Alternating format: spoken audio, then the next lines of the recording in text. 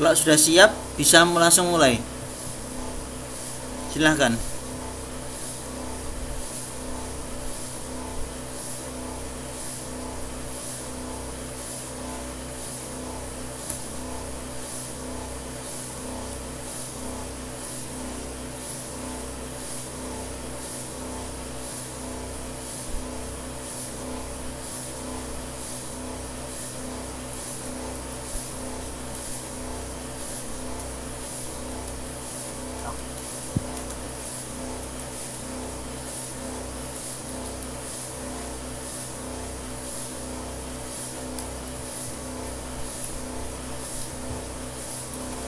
Baik, terima kasih teman-teman serta Pak Rekto.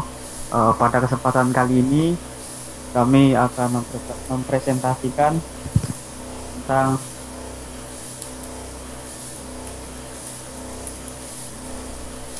iman dan wahyu.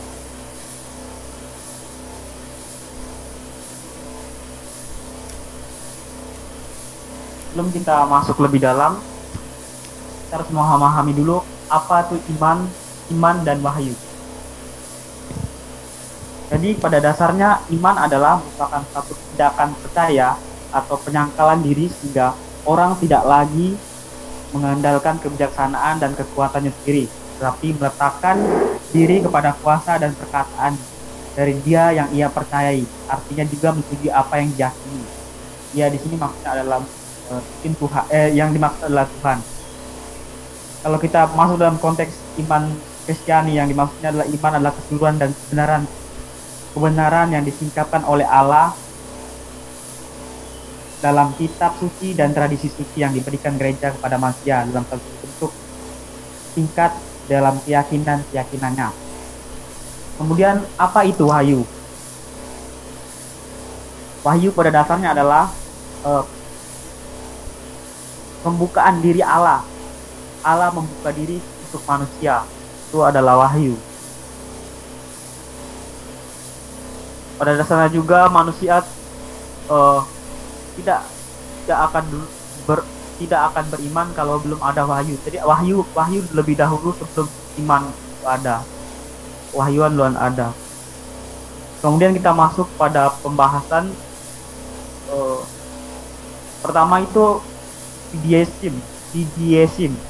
Kemudian yang kedua adalah tradisionalisme, ketiga rasionalisme, dan keempat adalah syllabus of error. Untuk yang pertama itu fideism.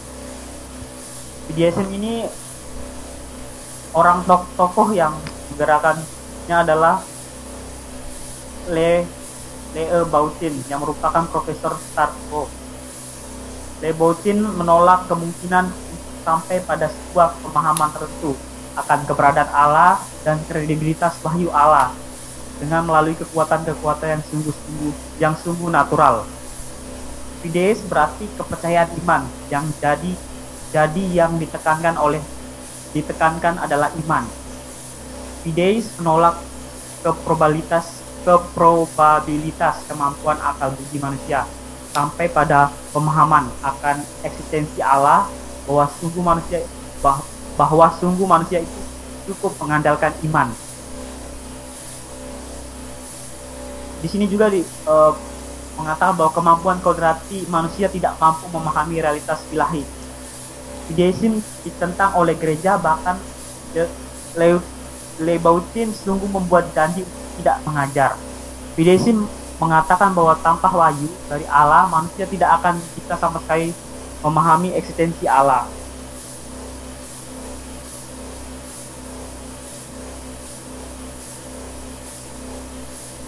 Kemudian yang kedua adalah tradisionalisme. Konsep dasar dari tradisionalisme ini adalah pemahaman yang memiliki kesamaan perbedaan bagi akal budi manusia, bahwa sumber dari pengetahuan agama dan moral dalam tradisi hidup manusia adalah pewahyuan primitif. Pada saat juga tradisionalisme ini ditentang oleh gereja. Bonetti berjanji bahwa metode Santo Thomas dan Santo Bonaventura harus diakui, dihargai dan diterima sehingga tidak membawa pribadi orang menjadi pribadi yang rasionalisme. Tradisionalisme ingin membawa semuanya kembali ke masa lalu, ke masa-masa primitif.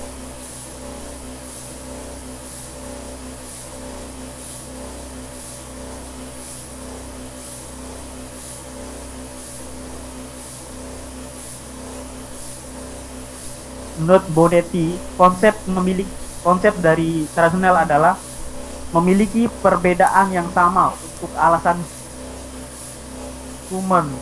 Mereka mencari sumber pengetahuan agama dan moral dalam tradisi manusia yang pada akhirnya kembali ke wahyu primitif.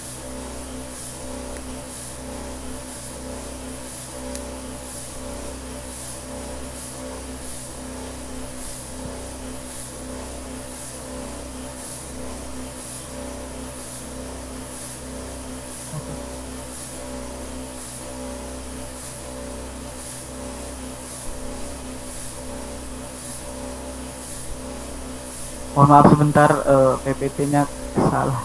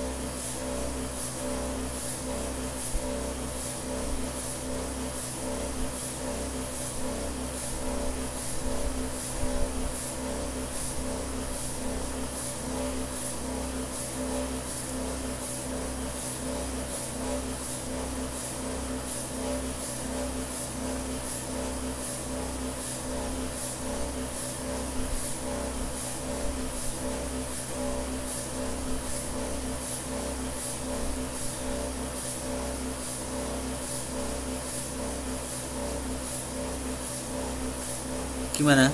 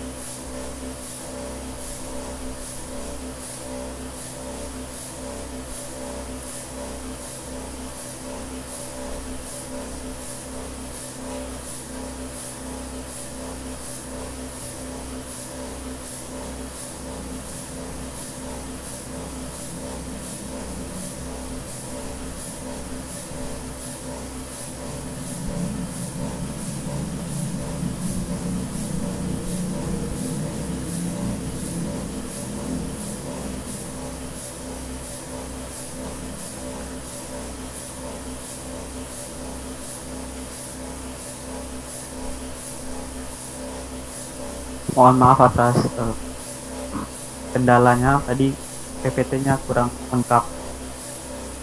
Kemudian kita lanjut lagi kepada rasionalisme.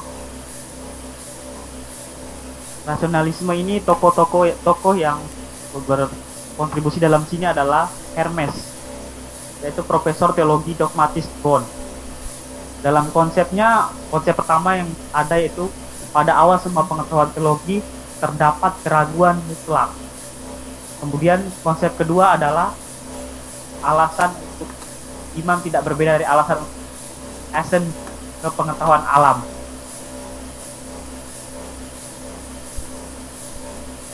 Pada dokumen ini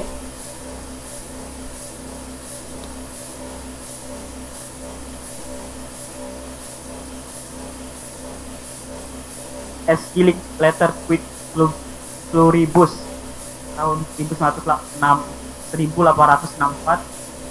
dalam buku Rasionalisme Mengutuk. Yang pertama itu bahwa misteri sakral iman kita adalah fiksi dan penemuan manusia.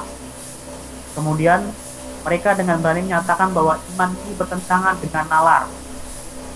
Kemudian agama Katolik adalah pekerjaan manusia, bukan berasal dari Tuhan. Ini adalah jadi bahwa pada dasarnya adalah pekerjaan manusia, bukan berasal dari Tuhan. Kemudian adalah tugas akal manusia dengan tekun untuk menyembunyikan fakta dari wahyu. Kemudian selanjutnya adalah agama Kristus adalah ilahi dan bahwa ajaran kita secara keseluruhan memiliki asal usul mereka di atas dari Tuhan surga. Kemudian yang selanjutnya adalah manusia alasan jelas dan tradisi mengakui bahwa dari segala semuanya ini jelas dan tegas argumen Allah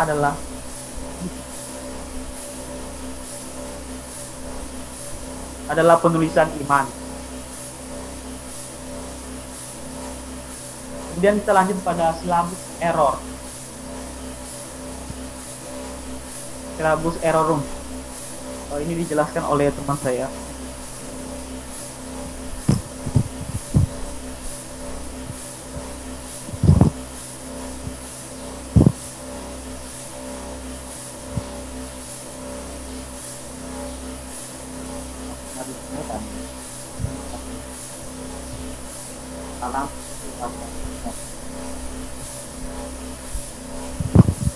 Tindakan Allah apapun terhadap umat manusia dan dunia harus ditolak.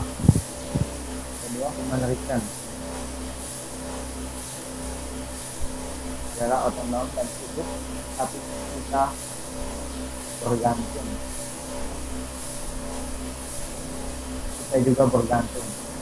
Semua kebenaran agama berasal dari kekuatan alami Allah atau akal budi manusia.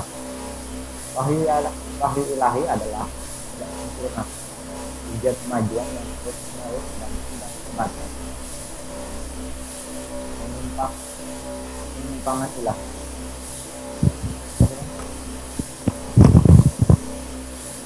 Penyimpangan ilahi tidak hanya tidak berguna, tetapi juga membahayakan kesempurnaan manusia. Tulisan suci adalah fiksi puitis. Iman Kristen adalah hasil akhir dari perenungan filsafat. Disiplin teologi harus ditangani dengan cara yang sama. Sebagai hasil filosofis, semua dogma agama Kristen adalah objek ilmu alam atau filsafat.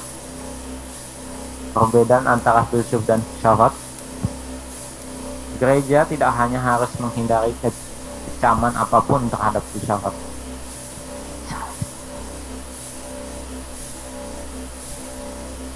Ya.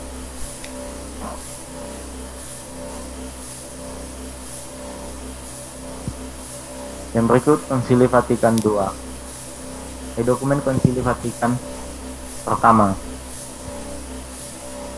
memerangi rasionalisme, materialisme, antisisme dan pendekatan Katolik dalam fideisme dan tradisi.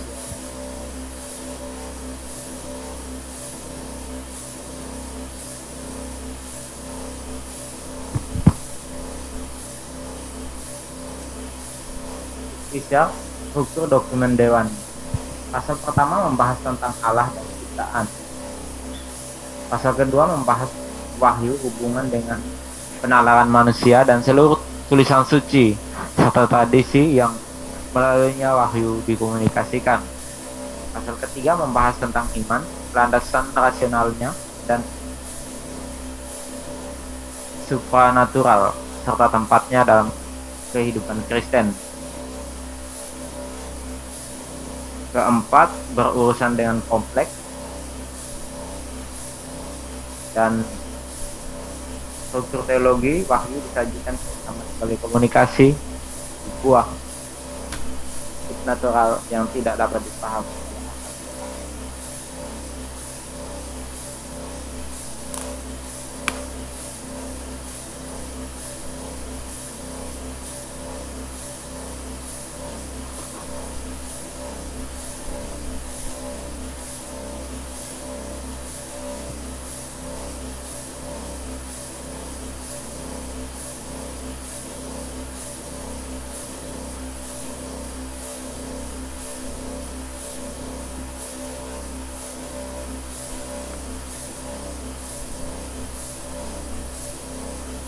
Untuk selanjutnya adalah Konsili Vatikan II.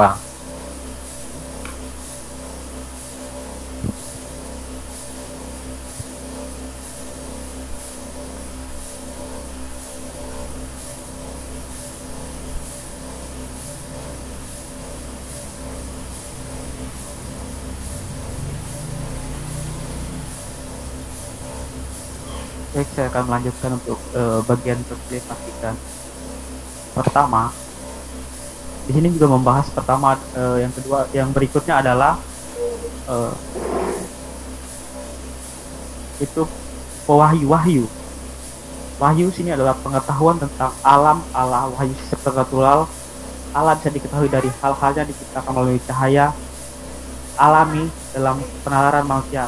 Tetapi ia sedang dengan hikmat dan kemurahan hatinya menyingkirkan dirinya dan ketetapan-ketetapannya yang kekal dalam jalan supernatural. Pentingnya wahyu ilahi. Kebenaran semacam itu mengenal hal ilahi. Kesalahan yang terkutuk atau anatema duduk.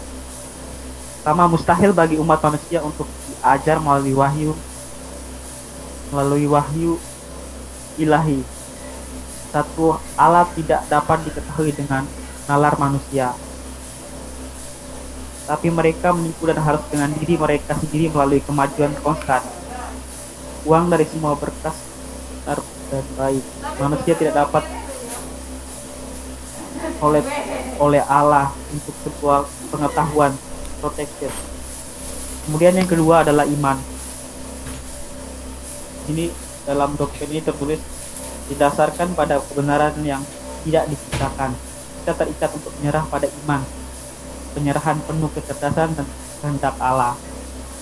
Iman adalah kebajikan supranatural yang dengannya terinspirasi dan dibantu oleh kasih karunia Allah. Ini adalah sebuah definisi dari iman.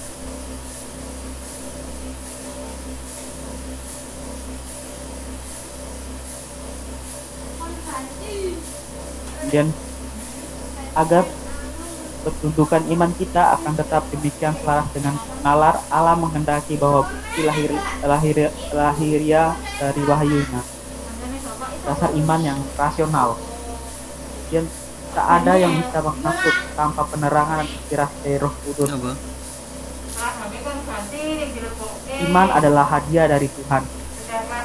Kemudian semua hal dimuat dalam firman Allah, ditulis atau diturunkan dan oleh gereja pengadilan Sius, biasa dan universal mengajar kantor yang secara ilahi diungkapkan. Tanpa iman tidak ada yang pernah memperoleh keadilan, juga tidak akan ada yang memperoleh kehidupan internal kecuali dia telah mempertahankan sampai akhir. Dasarnya perlunya iman untuk keselamatan. Kemudian berikutnya, ini juga gereja Katolik menunjukkan kredibilitas umat Kristen sebagai penjamin wahyu. Itu Tuhan yang penuh belas kasih membangkitkan dan membantu dengan kasih karunia-Nya mereka yang membara sesat. Kasih karunia interior sebagai jaminannya.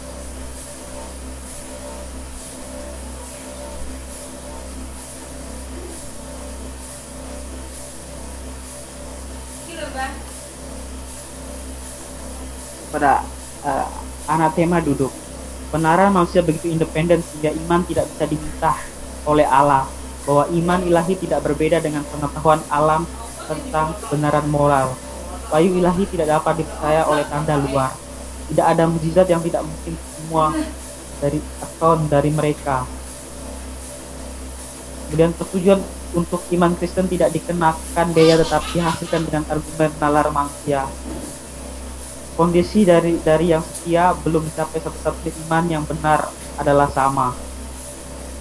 Kemudian yang berikutnya adalah iman dan akal budi. Sama itu urutan ganda dari pengetahuan keagamaan. Satu yang kita ketahui secara alami, sisi lain oleh iman ilahi. Kemudian tugas dan keterbatasan akal. Jika nalar diterangi oleh iman mencapai kasih karunia Allah, pemahaman tertentu dari misteri, yaitu misteri ilahi, tetap tercakup oleh tabir iman itu sendiri. Dan iman dan nalar tidak dapat saling bertentangan karena Allah yang sama mengumpulkan misteri dan menanamkan iman telah memberikan terang akal pada pikiran manusia. Dan dukungan bersama terhadap iman dan nalar sejak alasan yang benar menunjukkan landasan iman dan mengajar pemahaman tentang hal-hal ilahi. Kemudian perkembangan dogma atau dogma doktrin iman telah dipercayakan kepada pasangan itu sebagai kepercayaan ilahi untuk setia dijaga dan secara tak tergoyahkan dinyatakan. Biarlah ada pertumbuhan dan kemajuan berlimpah dan pengetahuan kebijaksanaan. Hanya dalam jenisnya tepat, dogma yang sama, artinya sama, pengertian yang sama.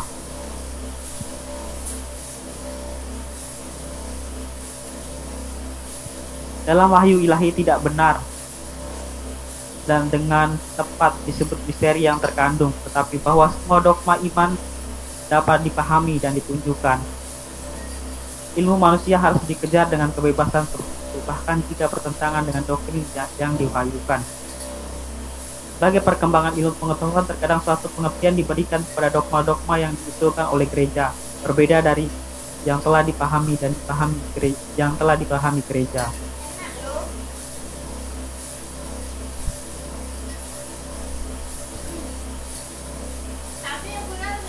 Epilog, semua umat Kristen yang setia untuk menerapkan semangat dan upaya mereka untuk memikirkan dan merombak kesalahan dari gereja yang kudus, mengingatkan semua tugas mereka dan mematuhi konstitusi dan ditetapkan yang dilarang oleh penglihat kudus ini. Wahyu itu sendiri. Kemudian pasal satunya yang berikutnya adalah wahyu itu sendiri. Wahyu itu sifat dan tujuan wahyu. Kristus, firman dijadikan daging, adalah wahyu, berdiam di antara kita, sehingga dia dapat mengundang dan menerima kita dalam persekutuan dengan dirinya sendiri. Wahyu ini direalisasikan oleh perbuatan dan kata-kata yang berhubungan secara intrinsik. Kemudian itu persiapan atau Injil atau Tuhan, menyingkirkan dirinya kepada orang tua pertama sejak awal, Abraham, patriark Musa dan para nabi, mengakui dia sebagai satunya Allah yang hidup dan Allah yang menghakimi, Allah yang adil. Allah sedang mempersiapkan jalan bagi Injil.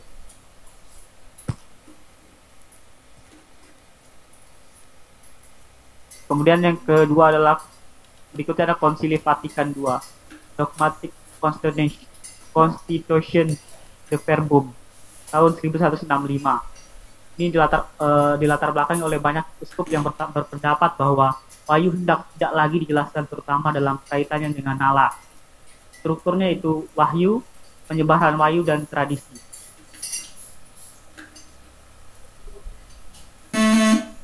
Ilham dan penafsiran mengenai Holy Scripture, ungkapan sebagaimana dibuktikan oleh perjanjian lama. Wahyu dalam Yesus Kristus sebagai perjanjian baru, kitab suci dalam kehidupan gereja.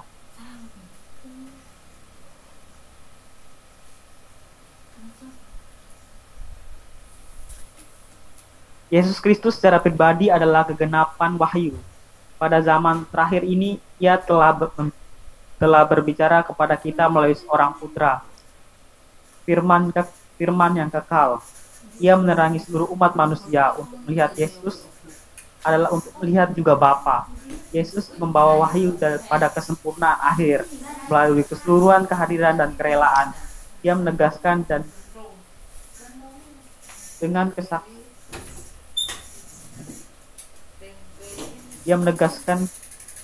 kesaksian ilahi fakta dari wahyu bahwa Allah bersama kita untuk membebaskan kita dari kegelapan dosa dan kematian, untuk membangkitkan kita menuju kehidupan kekal.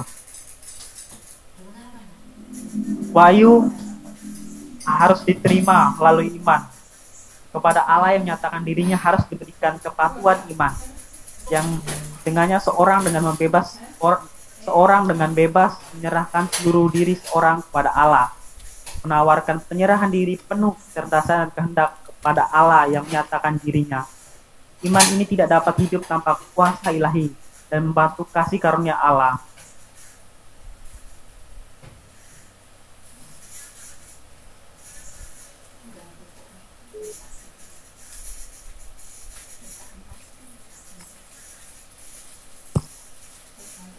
Sekian presentasi kami kali ini. Mohon maaf jika kekurangan dalam menyampaikan presentasi kami ada kekurangan. Kami mohon maaf. Jika teman-teman memiliki pertanyaan, kami buka sesi pertanyaan atau tanggapan. Ya, silahkan. Kelompok yang menanggapi siapa? Kami Pak Yulia Stuti dan Sylvia Pascal. Oke, silakan. Terima kasih atas presentasi yang dibawakan oleh kelompok 12. Di sini kami dari kelompok penanggap akan bertanya, ada beberapa pertanyaan yang akan kami tanyakan, yaitu pertama,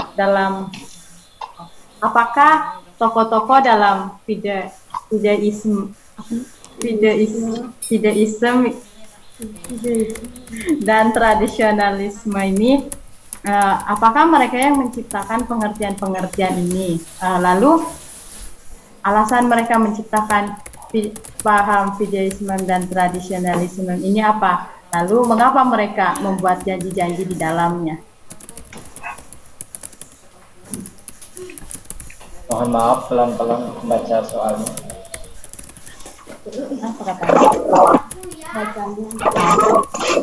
Jadi ini pertanyaan.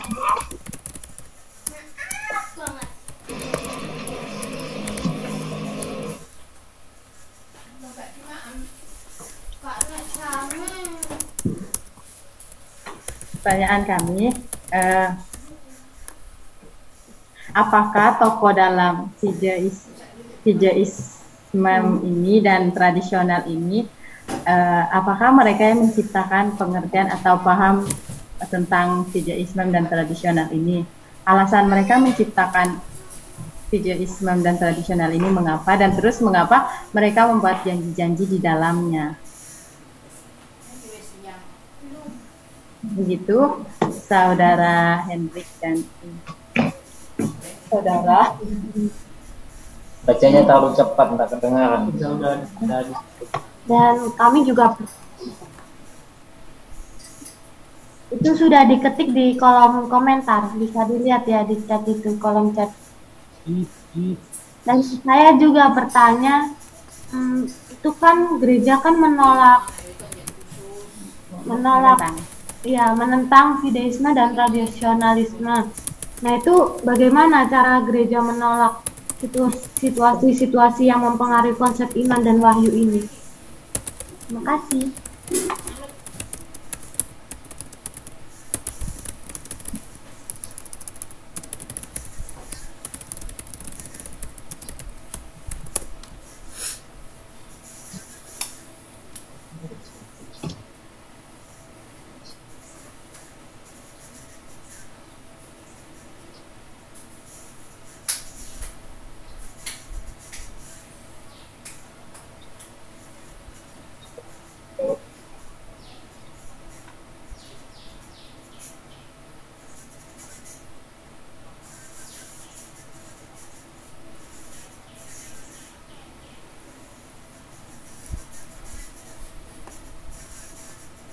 Silakan, ada 2 pertanyaan.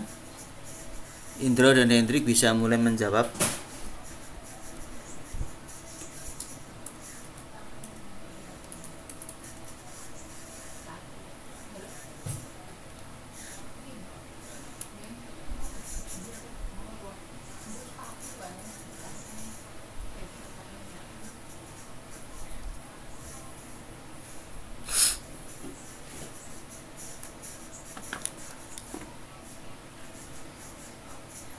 Soal fideisme dan tradisionalisme.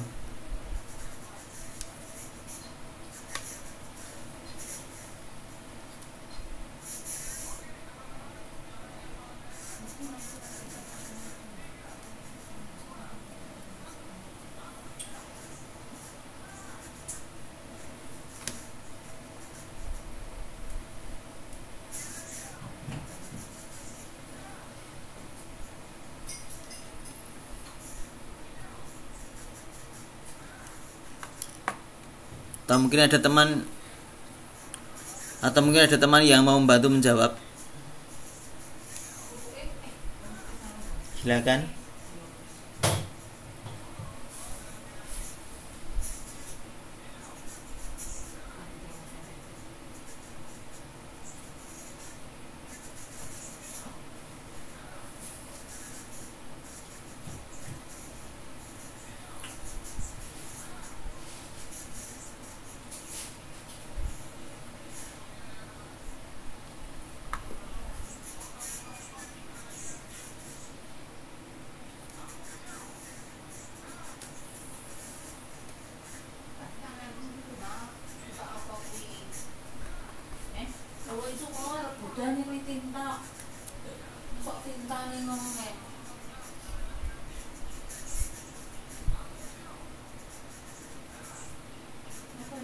Tokoh dalam Buddhisme dan tradisionalisme membuat paham-paham ini, saya katakan kok ya benar adanya mereka yang membuat konsep ini.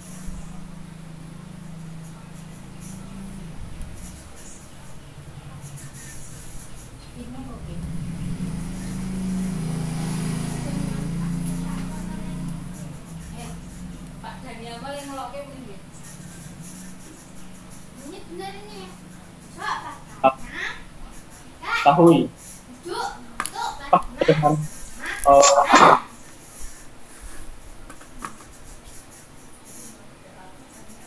ada dia sama apa yang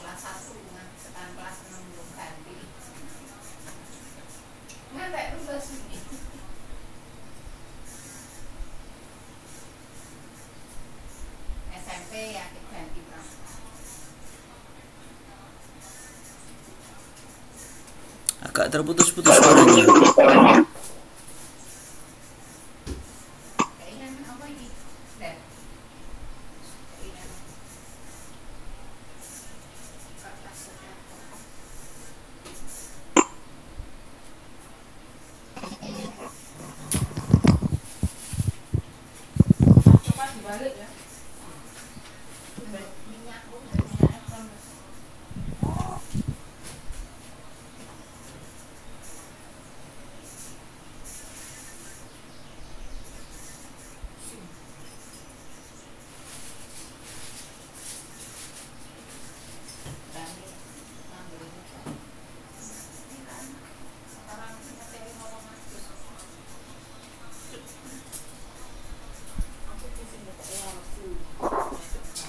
Tujuan mereka membuat janji ini adalah yang pertama,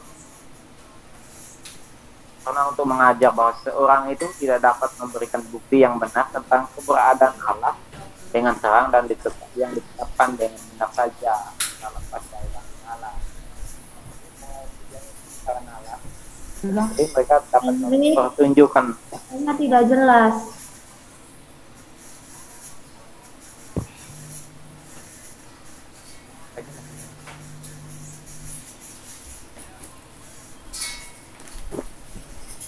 Tes.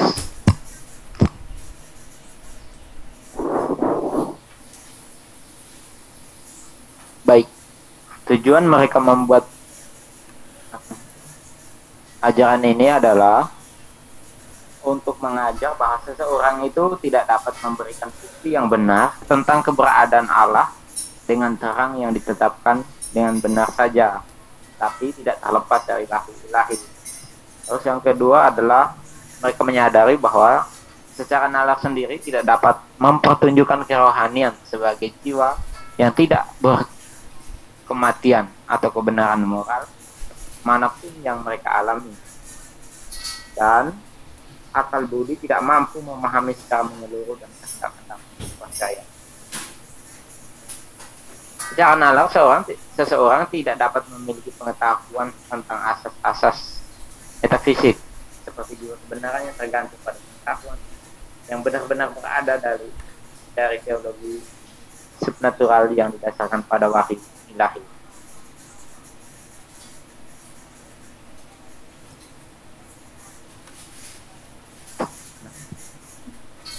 Ya, begini, teman-teman, tolong membuka dokumennya.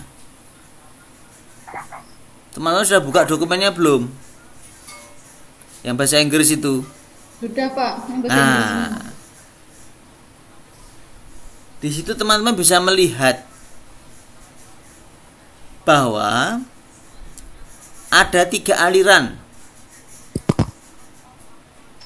yang muncul tentang diskusi iman dan wahyu.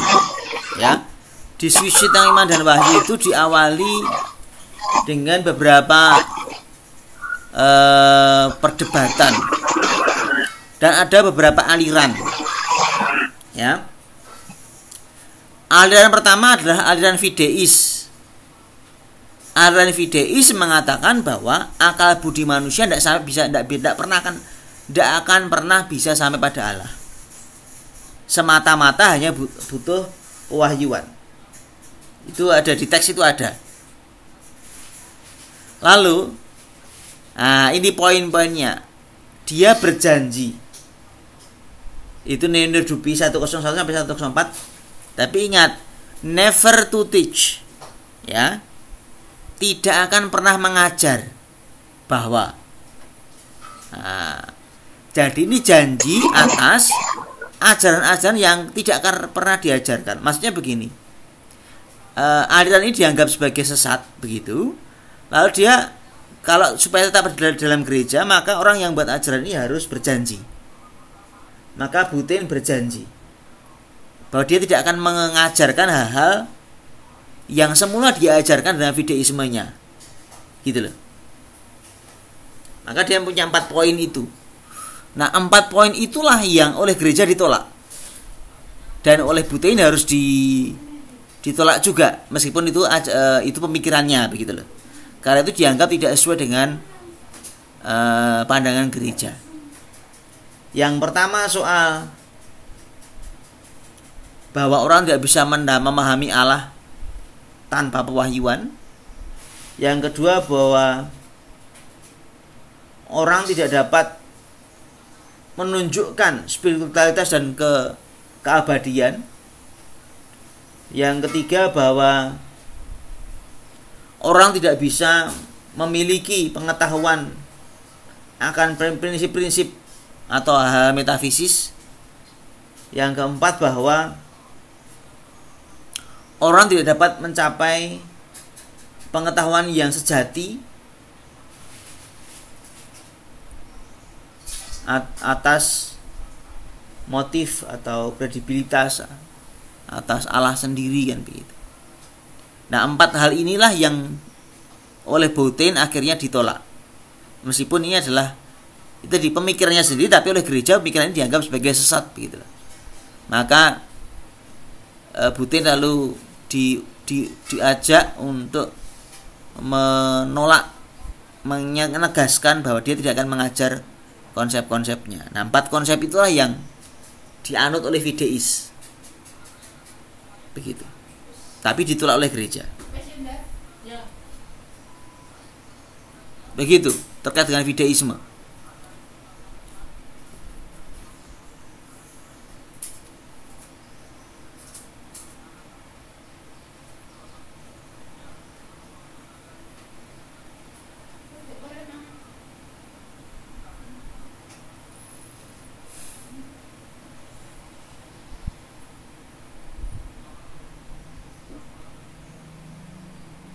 Oke, silakan Indro Hendrik menambahkan berikutnya.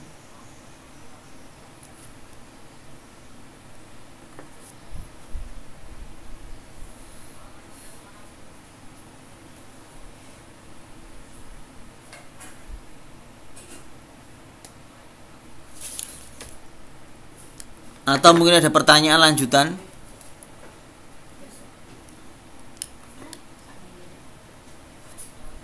Saya, Pak. Ya, silakan. Untuk kepada saudara Hendrik dan Indro, apakah tadi sudah membahas tentang silabus errorum? Sudah sih penjelasannya tadi. Cuman mungkin agak terkendala sinyal sehingga kurang jelas tadi. Tapi sudah sempat dibahas tadi. Oke. Pertanyaannya. Jadi pertanyaan saya itu kan Pak, di mana itu silabus errorum itu yang berpendapat bahwa yang merupakan ajaran Katolik yang menghukum rasionalisme dan semi-rasionalisme. Coba lebih dijelaskan seperti apa sih ajaran Katolik yang menghukum rasionalisme dan semi-rasionalisme. Seperti apa contohnya kayak gitu, Pak? Ya, silabus errorum itu. Silabus errorum itu keputusan Paus, ya, yang menyalahkan, menganggap pandangan rasionalisme dan semi-rasionalisme itu salah. Ya. Jadi kan ada fideisme, ada tradisionalisme, ada rasionalisme. Ya. Nah, silabus errorum melarang, mengkritik, menuduh, mengatakan bahwa rasionalisme itu tidak benar. Kalau kita ingat pelajaran yang waktu sejarah awal-awal saya pernah katakan, ketika dunia makin modern, ilmu pengetahuan makin modern, ternyata gereja tidak. Gereja bahkan menolak modernitas. Nah, ini silabus errorum. Semoga ingat kita pernah bahas ini di awal. Soal rasionalisme yang mau berkembang tapi oleh Paus nggak boleh gitu lah. Akhirnya gereja menjadi tidak bisa modern. Pemikirannya tidak bisa modern meskipun dunia modern kan begitu. Rasionalisme itu lawannya dari fideisme. Kalau fideisme itu mengagungkan pewahyuan sehingga akal budi manusia tidak bisa ngapa-ngapain. Kalau rasionalisme mengagungkan akal budi manusia sehingga tanpa wahyu pun bisa, gitu loh. Lawannya, kontrasnya di situ. Nah, kalau tradisionalisme dia berdiri tengah-tengah. Dia lebih meyakini soal ajaran-ajaran klasik dari Thomas Aquinas, Agustinus dan sebagainya. Itu tradisionalisme.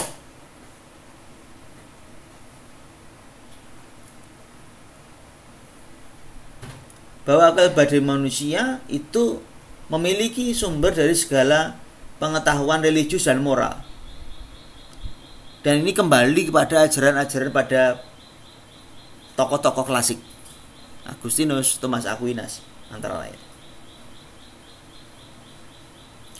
Nah, lalu selain silabus errorum, tapi itu juga ada ensiklik Letter Qui Pluribus. Ini juga mengkritik rasionalisme. Ya. Gitu. Supaya jelas. Supaya Anda tidak bingung.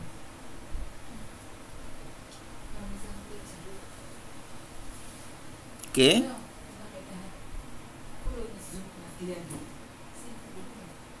Jadi kalau pertanyaannya tadi bagaimana gereja menolak fideisme dan tradisionalisme? Ya membuat ensiklik biasanya, membuat keputusan-keputusan, membuat surat-surat, membuat bula begitu. Ada keputusannya.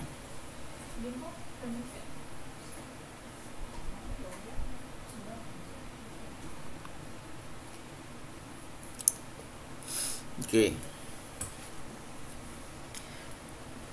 Jadi begini, maksudnya sederhana sekali bahwa Anda harus tahu bahwa sejak awal sudah ada konflik ya.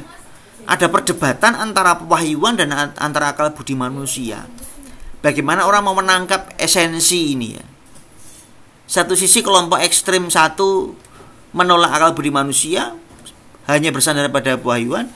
Di ekstrim yang lain ada yang menolak pewahyuan, begitu bukan menolak tapi meminimaliskan fungsi pewahyuan dan sangat menekankan bahwa orang bisa memahami Allah itu dengan akal budinya, gitu loh. Bahwa manusia itu kuat akal budinya. Tapi di tengah-tengah ada tradisionalisme yang memakai ajaran-ajaran klasik yang mendasarkan diri pada ajaran-ajaran tadi, entah bapak gereja atau juga para pemikir skolastik begitu. Nah, setelah silabus erorum Anda akan menemukan di Dei Filius. Jadi kalau kita ngomong konsep iman dan wahyu, kita harus belajar dari Dei Filius dan juga Dei Verbum. Kalau sebelumnya tadi perdebatan itu, lalu berikutnya soal Dei Filius dan juga Dei Verbum. Itu baru bicara soal apa itu iman, apa itu pewahyuan gitu.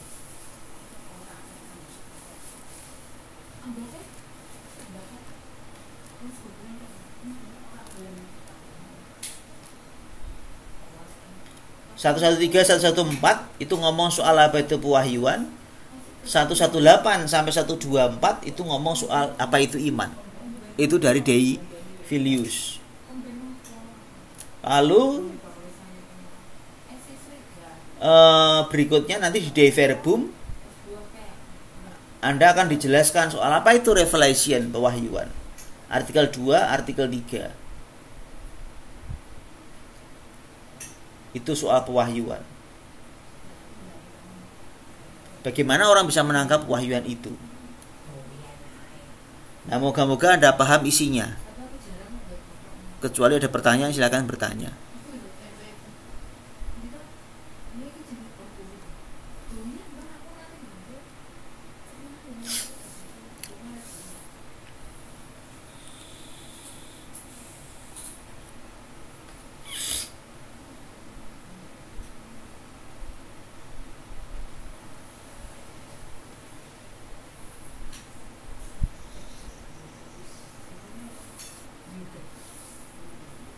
Oke, silakan pertanyaan, diskusi.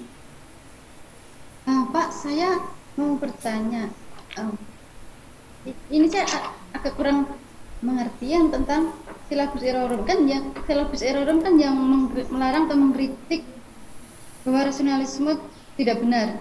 Nah, tindakan silabus erorum ini apakah dengan ini pembuatan membuat Bapak Suci yang membuat gula dan ensiklik gitu atau bagaimana? Iya, jadi silabus erorum itu yang buat Paus Pius 12 kalau tidak salah. Ini maksudnya ini suatu tindakannya atau ini dokumennya, Suster? Oh, ini dokumen. Iya, ini dokumen. Pernyataannya.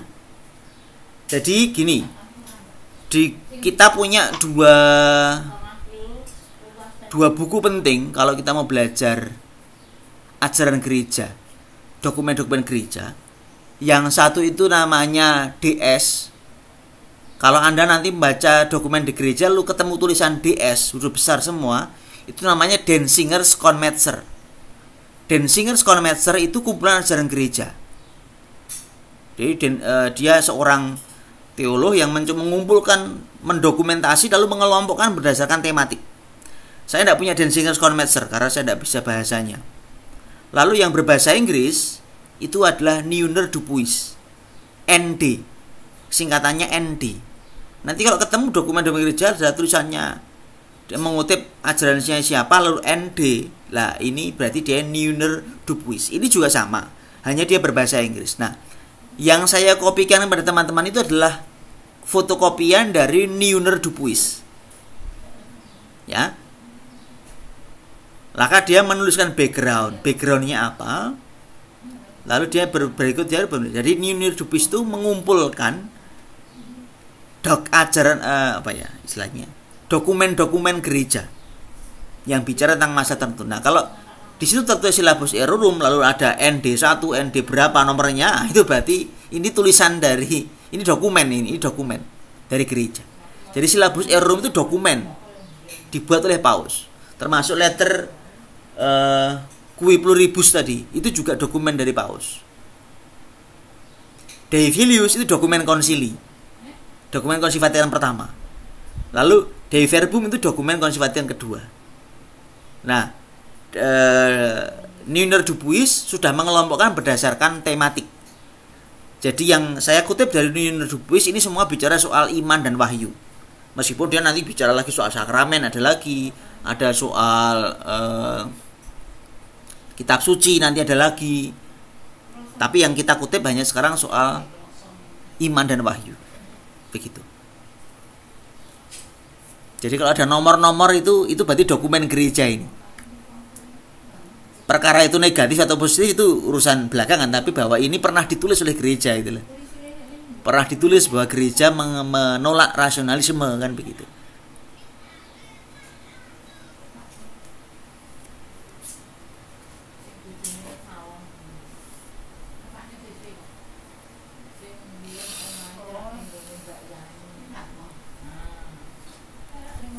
Oke, ada lagi pertanyaan?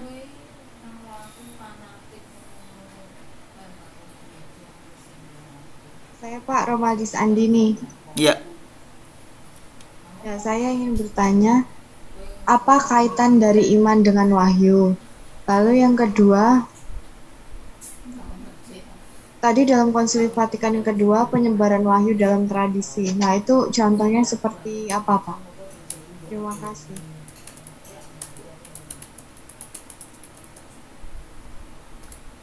Apa hubungan iman dan wahyu? Menurut siapa? Ini pertanyaan berikutnya. Kita mau bicara dari sudut pandang mana? Dei Verbum atau Dei Filius? Dei Filius, Pak. Oke. Coba kita lihat.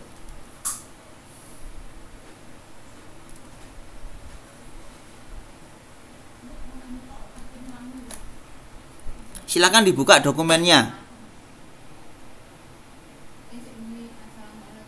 Ya, dokumennya kan di situ semua.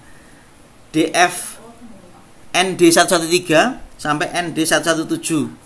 Itu ngomong soal apa itu wahyu dari Dei Filius. Lalu ND 118 sampai ND 124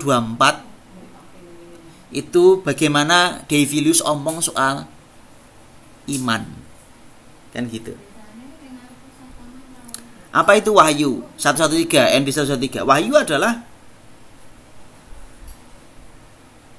pengetahuan kodrati akan Allah dan pewahyuan ilahi, bahwa Allah dapat dipahami dari hal-hal yang diciptakan melalui terang kodrati akal budi manusia. Tetapi ini terjadi karena kehendaknya, His wisdom, untuk mengungkapkan dirinya dan keputusan-keputusan ilahinya dalam cara yang supernatural. Jadi pewahyuan itu apa? Pengungkapan diri Allah. Sehingga Allah itu karena kehendaknya dipahami oleh manusia.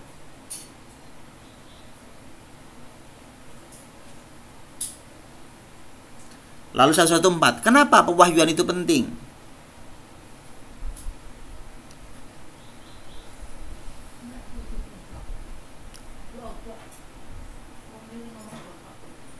Pewahyuan itu penting karena Allah telah menentukan kita semua pada tujuan, yaitu supernatural end.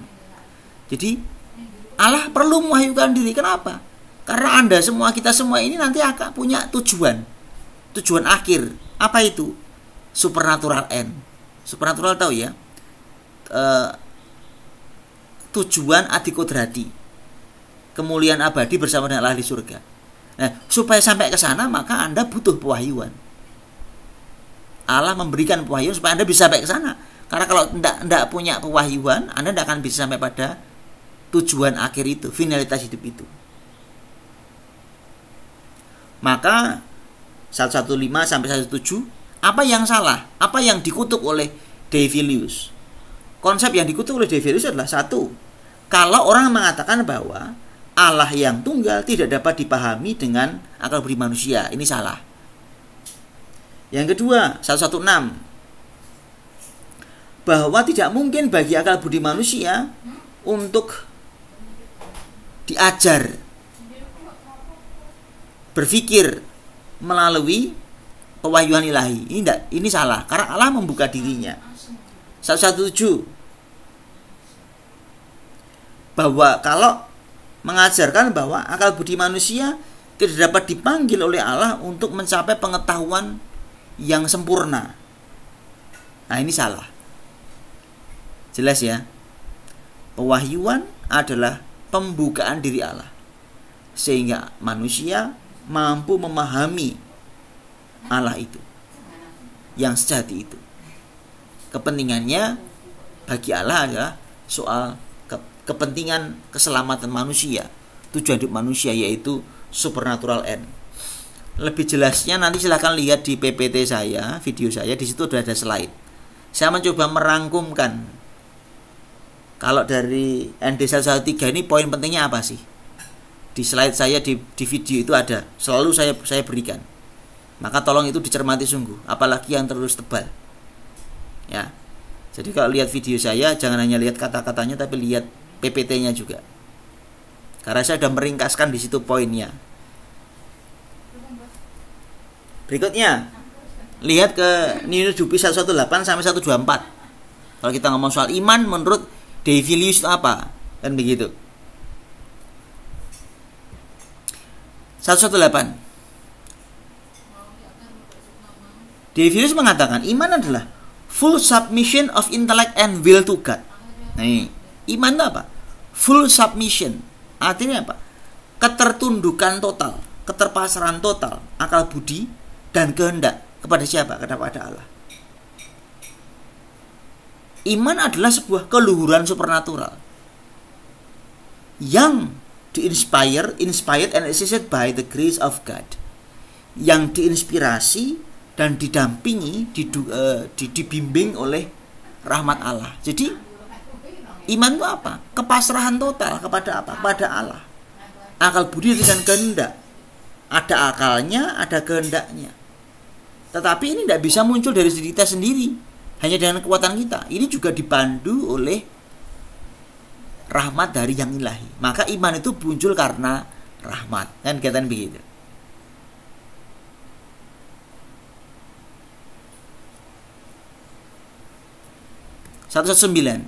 Ini soal rational basis of faith. Jadi iman itu juga punya dasar rasional.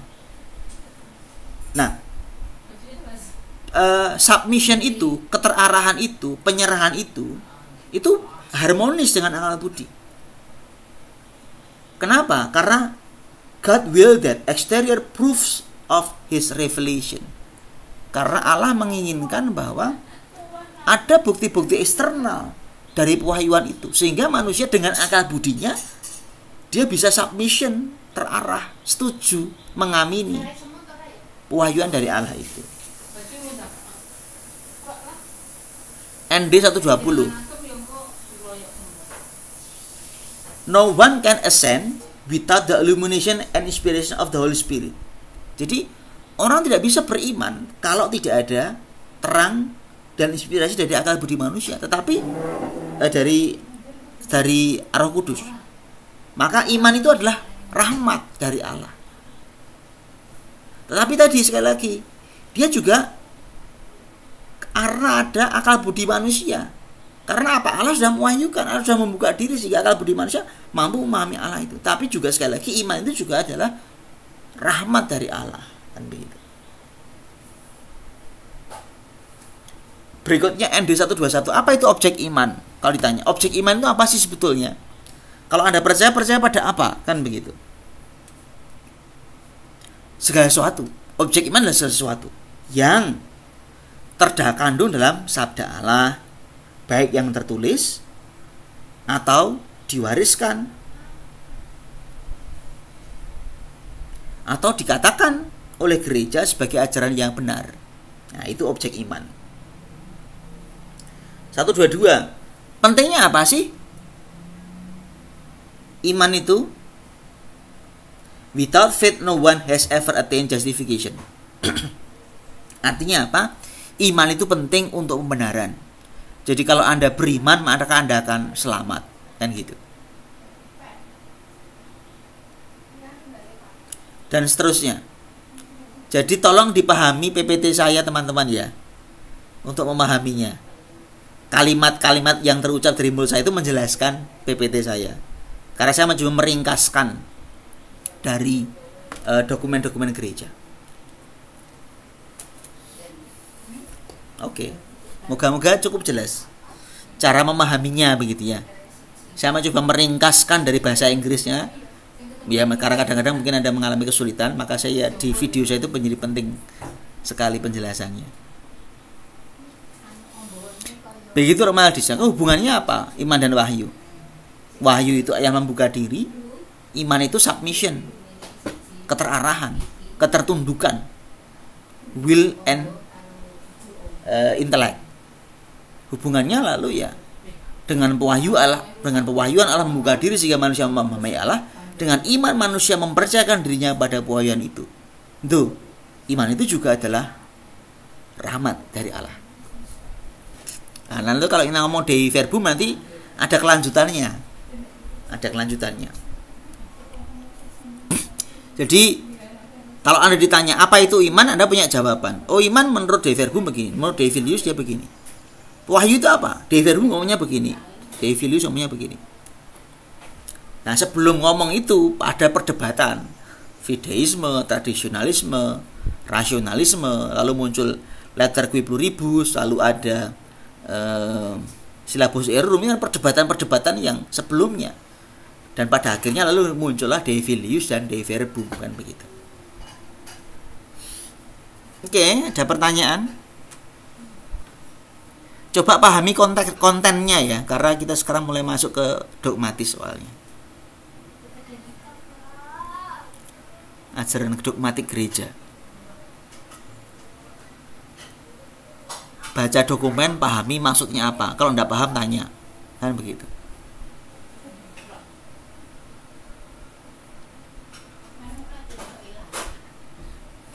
Oke, ada pertanyaan? Diskusi? Ayo, silakan. Masih cukup panjang, kita punya waktu 20 menit lagi.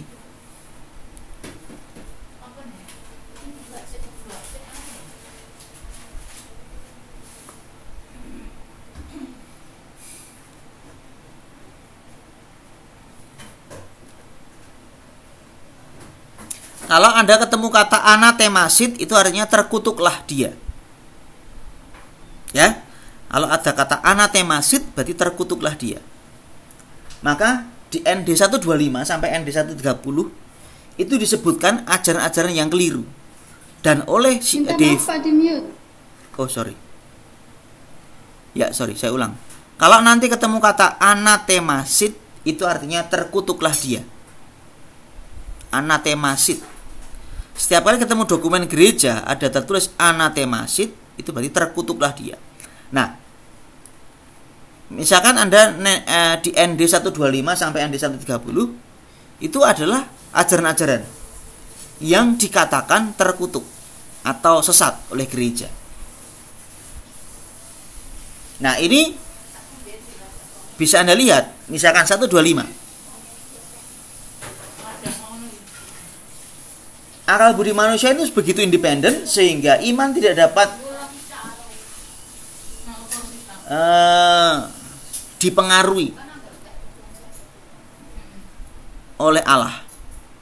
Jadi pokoknya akal budi manusia itu terlepas dari pewahyuan. Nah, terkutuklah dia, anathemasit, begitu. Ajaran ini salah. Anda lihat ini dari mana? Ini rasionalisme, kan gitu.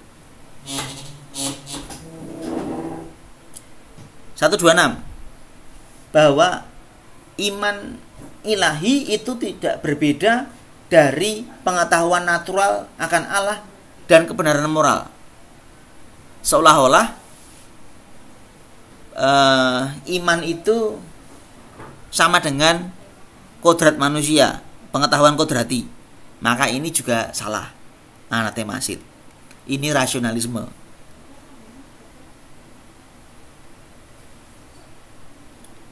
ND 127, pewahyuan ilahi tidak dapat dipercaya dengan tanda-tanda yang kelihatan. Ini fideis, anathemasit, kan begitu. 128, tidak mungkinlah ada mukjizat segala sesuatu adalah mitis. Nah, ini fideis, maka anatemasid begitu.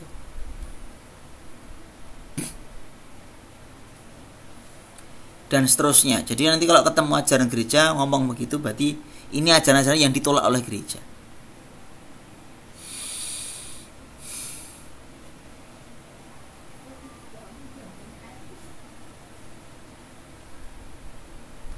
Ada pertanyaan?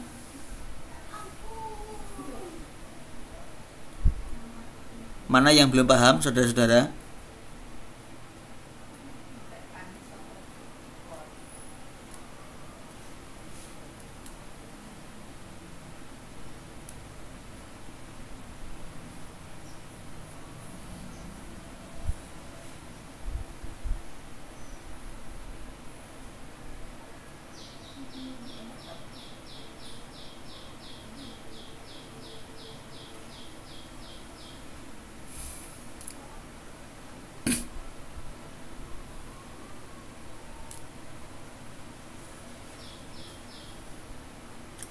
Atau mau lihat sekalian Dei Verbum supaya connect dengan Dei Filius? Oke, silakan lihat Dei Verbum artikel 2. Di situ sudah ada, di Junior Dubis itu ada.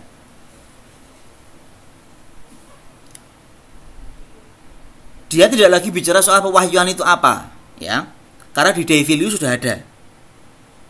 Tetapi dia menjelaskan soal Kristus yang menjadi manusia, the Word made flesh, sabda yang menjadi daging. Sabda yang menjadi daging adalah pewahyuan, dwell among us, tinggal di antara kita, sehingga dia mungkin mengundang dan menerima kita dalam persatuan dengan dirinya. This revelation, pewahyuan ini terjadi melalui tindakan dan kata-kata yang secara intrinsik terhubung. Jadi Dei Verbum menegaskan soal bahwa pewahyuan itu sekarang ini terjadi dalam sabda yang menjadi manusia. Lihat kembali Dei Filius, soal pewahyuan adalah pembukaan diri Allah, Adria. Dei Filius. Di Dei Verbum dijelaskan lagi bahwa sabda yang menjadi manusia ini adalah pewahyuan. Dan pewahyuan itu terjalin erat antara tindakan dan kata-kata. The word and the deeds.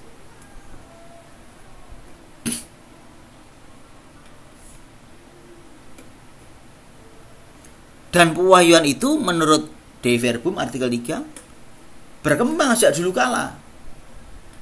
Ini soal sejarah pewahyuan dari manusia pertama, lalu Abraham, para patriark, Moses, para nabi, lalu juga Yesus sendiri.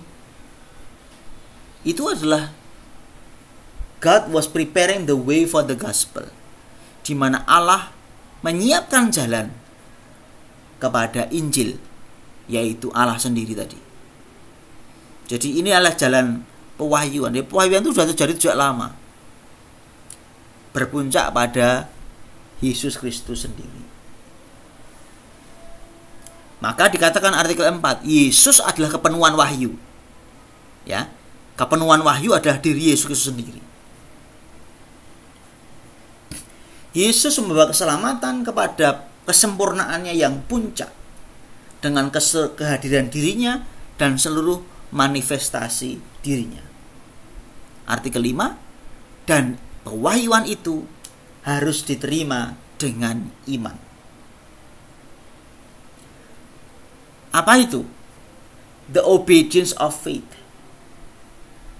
Kepatuhan iman. Jadi terhadap wahyu orang dituntut untuk menerima, patuh.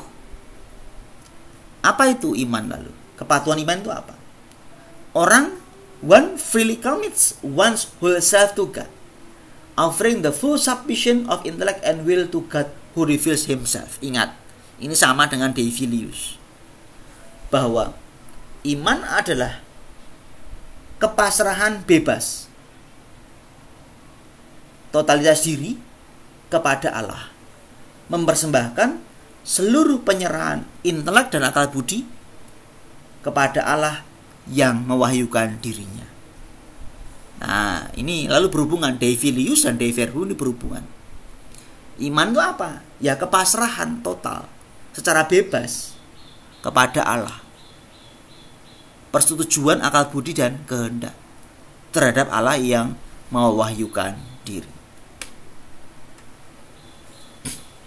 Oke, moga-moga cukup jelas bagi teman-teman. Kalau ditanya apa itu iman, apa itu wahyu, jawabannya ada di dua konsili ini.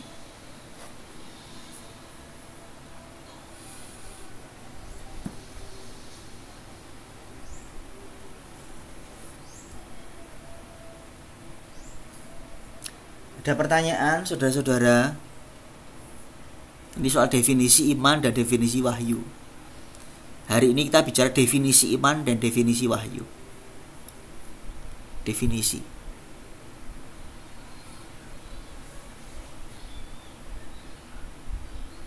Dan tolong file ini disimpan, karena nanti kalau ada ditanya apa itu iman, Anda bisa kembali ke sini, ke Ninur Dupuis, ke Dei Filius, ke Dei Verbum. Begitu. Kalau Anda ditanya apa sih iman itu, jawaban Anda harus kembali ke Dei Filius, Dei Verbum. Karena sudah dijelaskan apa itu definisi iman. Gitu.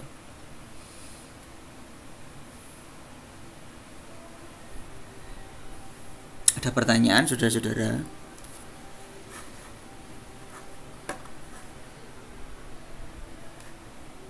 Any question?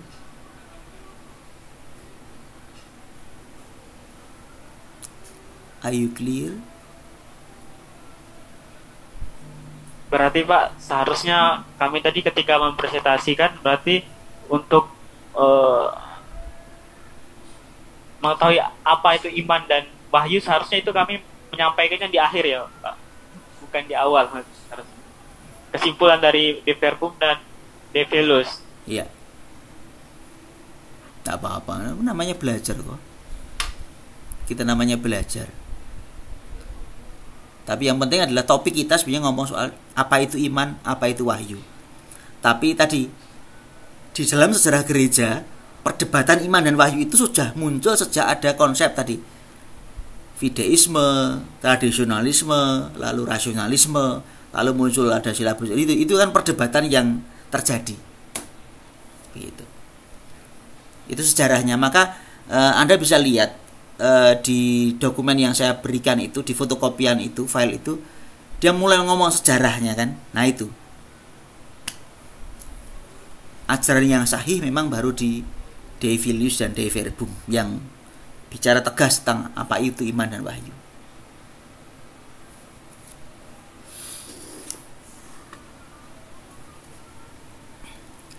Ada pertanyaan, saudara-saudara? Tentu saya harap kalau Anda ditanya iman apa, wahyu apa, sudah punya jawaban kan begitu. Sahih kan begitu. Menurut gereja begini kan begitu. Saya mau bertanya Pak. Ya. Ini kan si definisinya iman dan wahyu ini ada karena adanya apa? Dari sejarahnya karena ada munculnya fideisme itu, isme itu, lalu muncullah definisi iman dan wahyu begitu. Iya, kita bisa mengatakan begitu. Sebagai pelaku sejarah kita bisa mengatakan begitu, bahwa semula ada perdebatan-perdebatan, lalu gereja akhirnya membuat sebuah ajaran kan begitu. Nah, lalu juga pertanyaan saya juga, apakah definisi iman dan wahyu itu berasal dari beberapa ahli atau dari satu ahli sehingga terus dicantumkan dalam Dei Verbum dan Dei Filius, atau bagaimana? Karena ini keputusan konsili, Suster. Dei Verbum itu konsili Vatikan kedua, Dei Filius konsili Vatikan pertama. Konsili itu para uskup yang bersidang, tentu ada tenaga ahlinya, ada para teolog-teolog ahlinya yang menjadi apa ya, kayak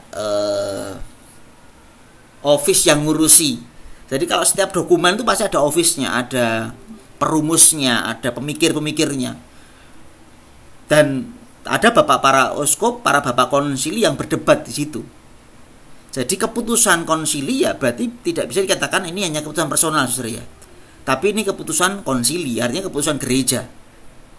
Meskipun untuk menjadi sebuah keputusan pasti ada banyak orang terlibat, ada banyak pemikir yang terlibat. Ada pro dan kontra, itu pasti ada. Begitu.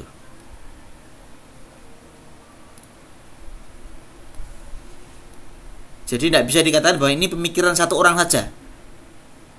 Tapi bisa jadi nanti ketika Anda belajar lebih dalam lagi tentang dokumen gereja, Anda bisa melihat dokumen konsili yang artikel sekian, ini kuat alirannya ini. Itu begitu. Dokumen konsili yang sekian, nomor sekian ini, misalkan ya kalau kita mau Dei Verbum nanti ada sebetulnya, atau nanti bicara soal apa ya, kadang-kadang Lumen Gentium misalkan. Itu ini kok ngomong soal subsistit ini ya, ini alirannya siapa sih?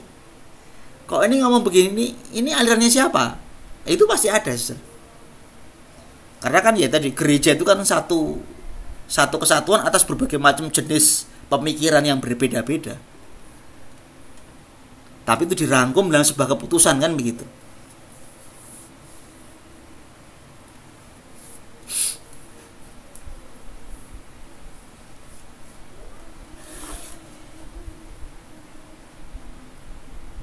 Tentu saya tidak bisa menjelaskan ini alirannya mana, saya tidak bisa menjelaskan karena saya bukan ahli dogmatik. Bukan bidang saya sebagai ilmu dogmatik. Tapi kalau orang belajar dogmatik, dia akan dituntut untuk ngerti. Kok ada rumusan ini itu dari mana ini sumbernya? Dulu kalanya gimana? Bapak gereja dan pernah ngomong ini enggak? Siapa yang pertama kali ngomong istilah ini? Ya itu orang-orang dogmatik harus belajar itu.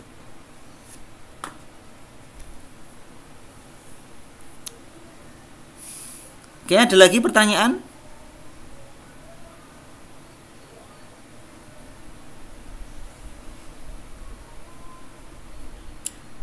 Berarti kalau ditanya iman itu apa, saudara-saudara? Iman itu apa? Kalau orang tanya iman itu apa? Jawaban Anda apa? Kalau sederhana saya ngomong iman itu jawaban, tapi kalau kita ngomong dari dokumen gereja, iman itu adalah apa?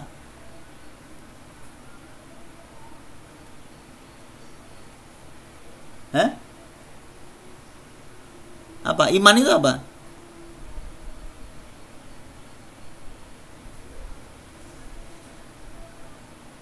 Iman adalah, Anda harus tahu loh. Dei Verbum artikel 5 itu menggabungkan Dei Filius dan Dei yang baru. Keterarahan bebas. One freely commits terhadap Allah.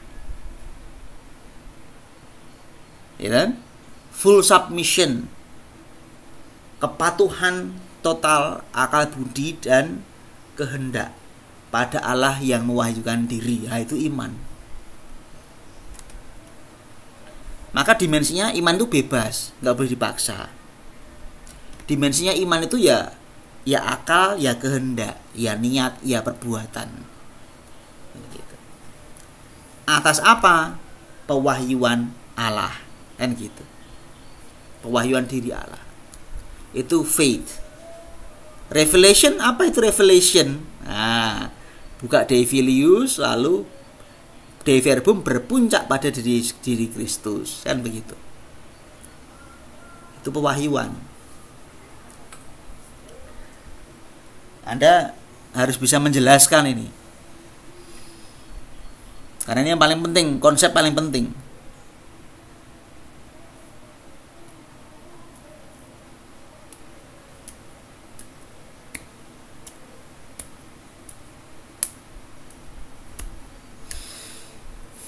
Oke teman-teman, bagaimana? Clear?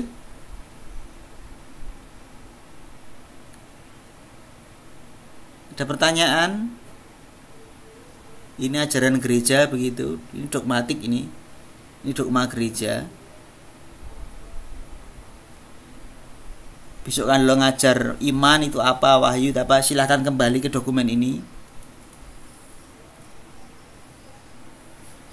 Dan Anda harus sadar bahwa seringkali pola pikir orang akan kembali ke fideis atau kembali ke rasionalis kan begitu.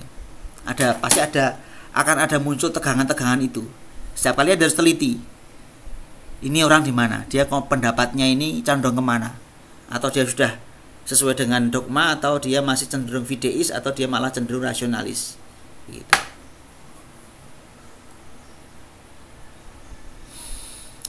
Ada pertanyaan?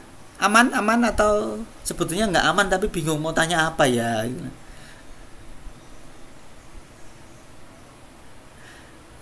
Ya karena ini ajarannya mulai agak berat ini soalnya.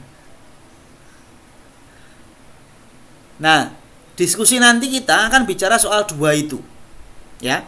Jadi setengah semester ini kita hanya akan bicara soal iman dan wahyu.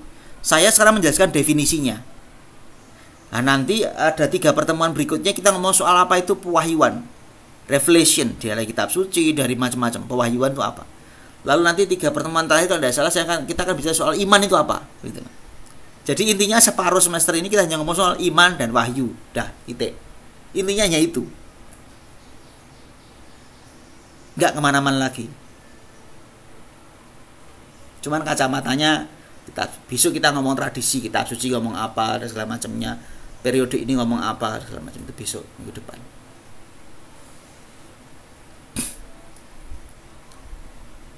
Oke, cukup. Kalau sudah panas, kalau ada pertanyaan tanyakan, entah di chat ke saya, entah di grup atau pada saat kuliah, ya. Jangan malu untuk bertanya, karena ini kuliah penting sekali sebetulnya. Ya, kita masuk bagian yang sangat penting soal iman dan wahyu. Pak, saya mau bertanya. Silakan. Ya, jadi ini menyangkut di luarnya konteksnya mata apa itu temanya ini. Itu kalau misalnya saya ditanya tetangga saya dari agama tetangga saya itu kan iman yang dari ajaran Geger Bumi ini kan menurut saya itu sesuai dengan ajarannya gereja. Itu kalau tidak sesuai dengan ajarannya tetangga saya agama sebelah itu gimana, Pak? Maksudnya itu pengelompokannya itu gimana? Kurang jelas. Kalau ajaran tetangga saya gimana?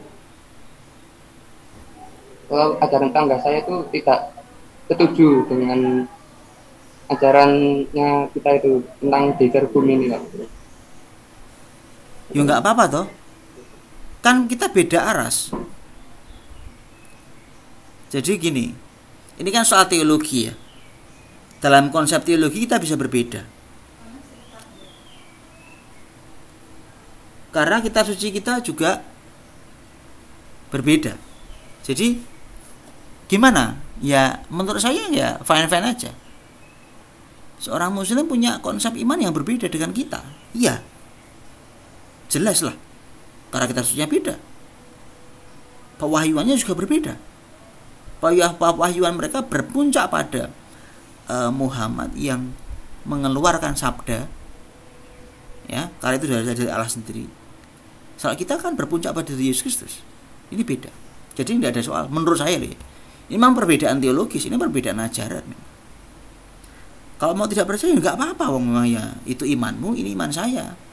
Kita berbeda aras. Kita tidak perlu mencari kesamaan dalam arti menyamakan itu, tidak perlu. Yakin aja kita berbeda emang. Tapi meskipun kita berbeda, kita sama sebagai manusia. Kita memiliki persaudaraan insani, kesamaan insani sebagai manusia. Gitu. Nah, itu nanti ngomongnya kalau kita ngomong soal relasi antar umat beragama. Tapi secara iman, secara ajaran kita berbeda.